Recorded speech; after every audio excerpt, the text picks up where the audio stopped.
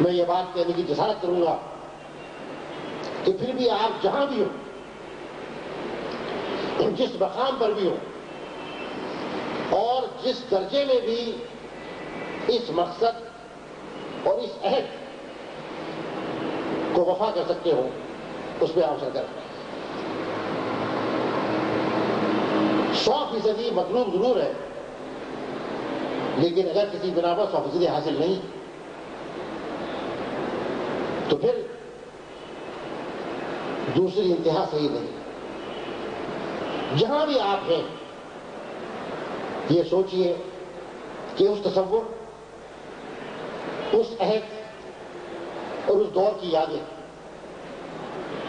ان کی روشنی میں آپ کیا کر سکتے ہیں۔ اگر آپ اسی مقصد کے لیے کام کر رہے ہیں، اللہ کی رضا اور اللہ کے دین کو پھیلانا آپ کے سامنے ہے، تو پھر جو شکل بھی ہو، جو مقام بھی ہو، جو صورت بھی اختیار کرے، اس پر قائم رہے۔ لیکن میں اس سے بھی آگے بڑھوں، خدا نہ خاص کام میں تو کچھ ایسے بھی ہو سکتے ہیں کہ جنہوں نے راستہ بدل لیا، جو قافلے سے کٹ گئے، جو دور چلے گئے۔ مجھے اجازت دیجیے کہ میں یہ کہوں کہ جس طرح بچپن کی دوستیاں، محلے اور دیہات کے تعلقات، اسکول اور کالج میں رفاقت کی زندگی کی یادیں، راستوں کے اختلاف کے باوجود موجود رہتی ہیں، اور ایک رشتہ اور ایک گرمی ان میں پائی جاتی ہے۔ حلقہ احباب وہ مقام ہے جہاں جس مقام پر بھی ہم ہوں، کسی نہ کسی درجے میں ہم اس خاندان کے فرد اور ان مشترک یادوں، مشترک عزائم اور رفاقت کے رشتے میں کسی نہ کسی طرح منسلک رہتے ہیں۔ میں اگر بادنا تصرف غالب کی زبان میں بات کہوں تو یہاں تک کہوں گا کہ کعبے سے ان بتوں کو بھی نسبت سے دور کی، گو وہاں نہیں، وہاں سے نکلے ہوئے تھے، نکالے نہیں کہہ رہا ہوں میں، وہاں سے نکلے ہوئے تھے۔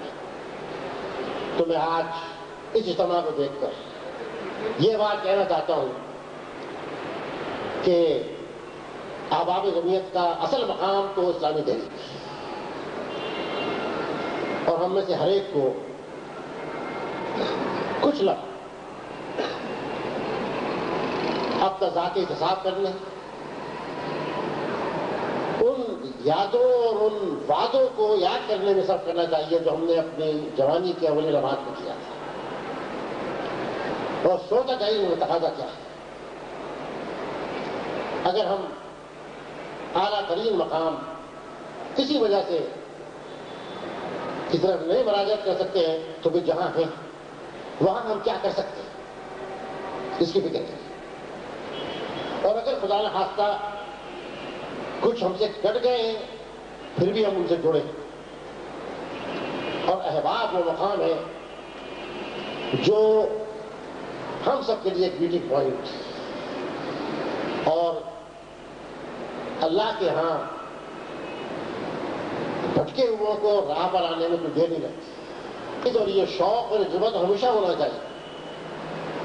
اور اگر یہ امید پوری نہیں ہو رہی ہے، جب بھی ان رشتوں کو باقی رکھنا، ان راستوں کو کھلا رکھنا، ان امکانات کو موجود رکھنا جو ہمیں ایک ہی راستے کا راہی، ایک ہی منزل کی طرف پیش قدمی کرنے والا بنائیں، یہ ہماری بھی ضرورت ہے، یہ جمعیت کا پیغام بھی ہے، اور یہی وہ طریقہ اور راستہ ہے جس کی ہمیں کوشش کرنی چاہیے۔